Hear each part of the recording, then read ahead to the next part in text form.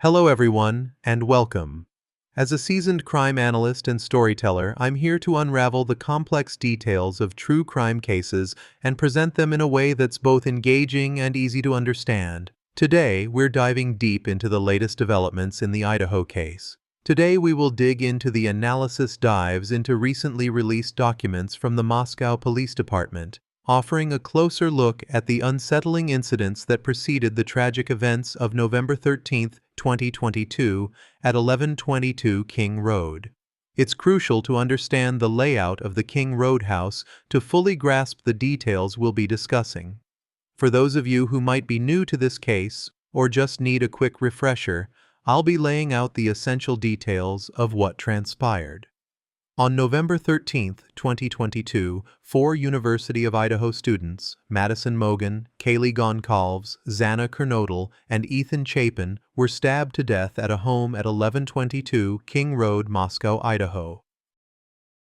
The scene showed a violent attack that shocked the entire United States. On December 30, 2022, Bryan Kohberger, 27, a doctoral student in criminology at Washington State University, was arrested in Pennsylvania. Key evidence included DNA found on a Ka-bar knife sheath left at the scene, surveillance camera footage of a white Hyundai Elantra believed to belong to Kohberger, and cell phone data showing that his device was near the scene 23 times before the murder occurred. The ground floor housed Bethany Funk's room, where Dylan Mortensen later joined her. Across from them was a computer and storage room used by Kaylee Goncalves and Madison Mogen. On the second floor, past the living area, was Dylan Mortensen's room, and on the other side, Ethan Chapin and Xana Kernodle were in Xana's room. The top floor held Madison Mogen's room, where Kaylee Goncalves was also staying. Kaylee's dog, Murphy, was found in Kaylee's actual room on the third floor.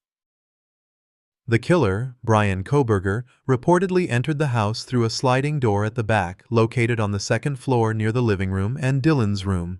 It's also worth noting the wall in Xana and Ethan's room, from which blood was reportedly dripping, a chilling detail we'll explore further when we discuss the crime scene. Unsettling occurrences leading up to the murders. The documents reveal several unsettling incidents that occurred in the weeks and months leading up to the murders. One report, numbered 109, details a woman's account from October 14, around 1:00 a.m., when she heard a male trying to open her locked front door. While it's impossible to definitively link this to Kohberger, it's certainly a creepy coincidence given his later presence in the area. Another compelling set of accounts comes from report number 122, focusing on strange behavior involving Kaylee's dog, Murphy. Witnesses described Murphy repeatedly running into the wooded area behind the house and not returning when called, which was highly unusual for him. This happened on at least two occasions, once during a birthday celebration in 2022 and again during a Halloween party on October 29, 2022. During the Halloween party, individuals also reported hearing noises, described as someone moving through the woods on foot. These incidents, particularly Murphy's unusual behavior and the sounds, were concerning enough to prompt the students to go inside and lock their doors. While these events occurred midday, and Kohberger is primarily known for his nighttime movements, it doesn't rule out his potential involvement. The question arises, was Kohberger attempting to desensitize Murphy to his presence, perhaps by luring the dog with treats? This is pure speculation, but it's a plausible theory given Murphy's uncharacteristic actions. The mystery of the open door and other red flags. Report 90 sheds light on the house's security, or lack thereof. The front door code was known by many, including friends of the victims and residents. Madison Mogen was the only roommate who had lived in the house the previous year, with Bethany Funk, Dylan Mortensen, and Kaylee Goncalves moving in around August 3, 2022. Tragically, they were there for only 3 months before the murders. A particularly unnerving detail emerged. On November 4, around 10:57 a.m., roommates found the front door wide open. Freaked out, they grabbed golf clubs and searched the house. Kaylee was not home that weekend, and her father, who was visiting for parents' weekend, reportedly fixed loose screws on the door hinges. This incident takes on added significance when considering that on the morning of November 13th, a neighbor also reported seeing the front door wide open between 9 o'clock and 10 o'clock a.m., finding it weird. The repeated occurrence of the open front door, coupled with the sudden need for hinge repairs, raises questions about whether someone was tampering with the entry point, potentially Kohberger himself. Further unnerving accounts in Report 90 involve Kaylee. She reportedly told everyone about an incident where she saw a male watching her from the woods while she was taking Murphy out to use the bathroom. This is a massive red flag. Kaylee, known for her interest in true crime and her safety consciousness, was reportedly very disturbed by this. While the exact date of this incident is unknown, it adds to the pattern of unsettling surveillance. The surviving roommate's delay in calling 911. A persistent question surrounding this case is why the surviving roommates, Dylan Mortensen and Bethany Funk, waited approximately 8 hours to call 911. The documents provide some potential explanations. It's noted that both Dylan and Bethany were easily scared. Bethany even considered that the noises they heard on the night of the murders might have been a prank by Ethan's fraternity brothers. Given their reputation for being scaredy cats among their friends, they might have hesitated to call the police, fearing they were overreacting. Additionally, the report indicates that both Dylan and Bethany were still intoxicated and groggy on the morning of the murders, which could have impaired their judgment and delayed their response. The ex-boyfriend's insights and more shadowy figures report details an interview with Kaylee's ex-boyfriend, referred to as JD. He confirmed receiving multiple missed calls from Kaylee and Madison between 2:40 a.m. and 3 o'clock a.m. on November 13th, including a FaceTime call. This window, just an hour or so before the murders, raises questions about their state of mind at the time. JD also revealed that Kaylee would occasionally call him when she was walking home alone or felt sketched out, leading one to wonder if they had a premonition of danger that night. JD also noted that many people knew the house's front door code, and he wasn't sure if the rear sliding door was regularly locked, highlighting the home's vulnerabilities. Most chillingly, JD recounted an earlier instance where Kaylee saw a shadowy figure behind the house while taking Murphy out.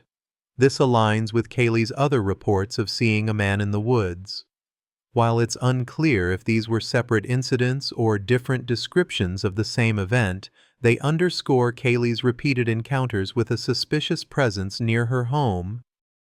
A witness's close encounter report 171 presents a compelling account from a witness who called the MPD tip line in March 2023. She described seeing a man walking through her yard in August or September 2022, approximately 0.13 miles east of 1122 King Road.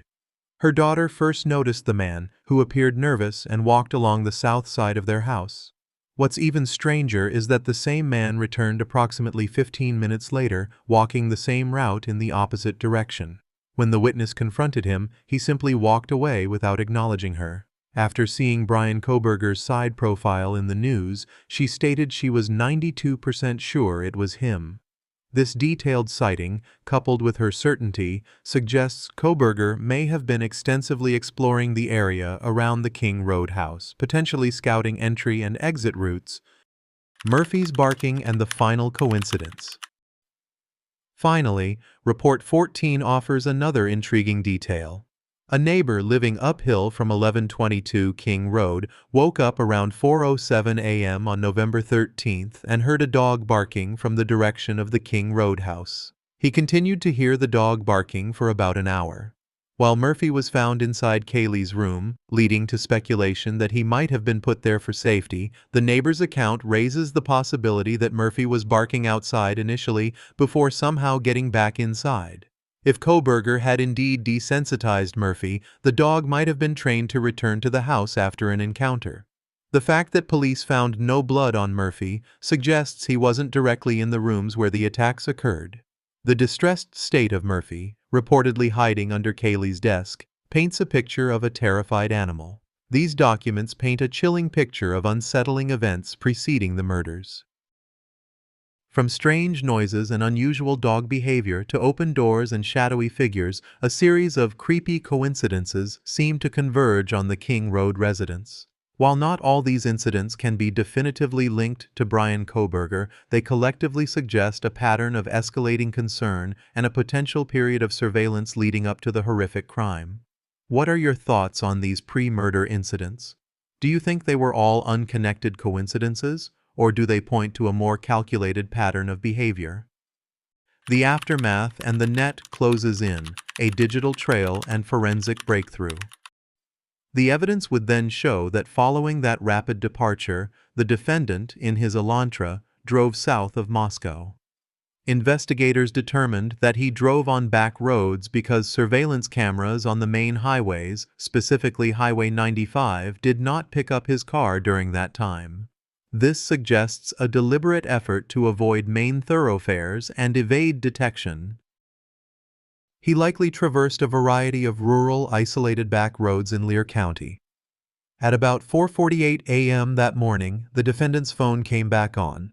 The evidence would show that this phone was located south of Moscow, likely at a side road intersection with Highway 95. From there, the defendant's phone activity tracked him back north towards Pullman, Washington, where he resided. By approximately 5:26 a.m., various surveillance cameras in Pullman, Washington, picked up the defendant's vehicle as he entered Pullman from the south and headed north and slightly west towards his apartment, where he arrived approximately 5:30 a.m. that morning. This entire journey from Moscow back to Pullman took just over an hour. The unsettling timeline continues. Later that morning, still on Sunday, November 13, 2022, Mr. Kohberger's phone returned to the area of King Road. Around 9:00 a.m., his phone was detected in that vicinity for about 10 minutes before returning to his Pullman residence. And we don't have details on exactly what he did there, but the mere return is highly suspicious. Around 9:30 a.m., the state's evidence from his phone records would show that he took a selfie of himself in what appears to be the bathroom of his Pullman apartment, giving a thumbs up. This image, taken just hours after the alleged horrific acts, is chillingly mundane and disturbing in its context. His phone then tracked to the Lewiston-Clarkson Valley, approximately 30 miles south of Moscow and Pullman. This area is known as the confluence of the Clearwater River and the Snake River, and Lewiston is Idaho's seaport, meaning large bodies of moving water are present. The defendant was actually seen with his car at various businesses down there. The implications of this trip, particularly to an area with significant bodies of water, are left to our interpretation, but certainly raise questions. In addition to tracing the defendant's physical and digital activities on November 13th and the days leading up to it, the state's evidence will show further attempts at cover-up. On the following Sunday, November 20th, 2022, business records indicate that the defendant began searching for a KBAR knife and a KBAR sheath. The state believes this was an attempt to replace the one that was inadvertently left at the scene of the murders. The evidence also suggests that there were at least attempts by the defendant to delete or alter his purchase history on Amazon, where all these transactions had occurred. Later that week, the state's evidence would show that Mr. Kohberger went to the DMV, or Motor Vehicle Licensing Office in Pullman, to change his car registration from Pennsylvania to Washington. This detail is particularly noteworthy because Pennsylvania cars do not require a front license plate. The surveillance cameras of the defendant's car showed it did not have a front license plate, consistent with his Pennsylvania registration at the time of Deputy Duke's traffic stop in August. Changing registration could be seen as another step to alter his vehicle's appearance. Mr. Kohberger then proceeded to finish his semester of studies at Washington State University and returned to Pennsylvania for the holidays. By this point, law enforcement was well aware of Mr. Kohberger, had been accessing information about him, and were actively trying to locate him. They successfully located him in Pennsylvania, and in a crucial investigative step, conducted what's called a trash pull. During the nighttime hours, agents of the FBI, who provided immense assistance in this case, worked with the sanitation department in his Pennsylvania neighborhood. They collected trash that had been set out on the street for collection and sent the contents from the defendant's parents' residence in Pennsylvania to the Idaho State Forensic Lab. There, the lab experts were able to identify DNA on a Q-tip as coming from the father of the person whose DNA was found on the knife sheath that was found next to Madison Mogen's body at the crime scene. This familial DNA match was the direct, undeniable link that allowed investigators to secure an arrest warrant. Subsequently, an arrest warrant was issued in Idaho, and a search warrant was issued in the state of Pennsylvania with the assistance not only of the FBI but also the Pennsylvania State Police. Mr. Kohberger was arrested at his parents' home and returned to Idaho. Upon his return to Idaho, a DNA sample was taken directly from him, and it matched the DNA found on the knife sheath at the crime scene, solidifying the forensic connection. One significant detail that many have wondered about is the weapon itself. The prosecutor explicitly stated that the knife, the murder weapon, has not yet been recovered. Investigators did search the defendant's apartment in Pullman as well as his office, but virtually nothing of evidentiary value was found. The apartment was described as Spartan, meaning very little was there. This, of course, was 6 to 8 weeks after the time of the killings, giving ample time for anything to be removed. However, the defendant's car was seized. It had been meticulously cleaned inside, almost disassembled internally, and a bucket of cleaner was found right beside it.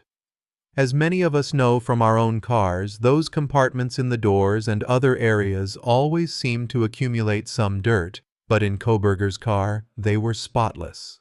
The state would have presented this meticulous cleaning as part of the defendant's plan to cover up this heinous crime. This level of planning and attention to detail aligns with the fact that the defendant had studied crime extensively. He even did a detailed paper on crime scene processing during his pre-doctoral studies. He possessed that knowledge and skill which, tragically, he appears to have tried to apply to his own alleged criminal acts. The prosecutor's final statement. Intent and outcome.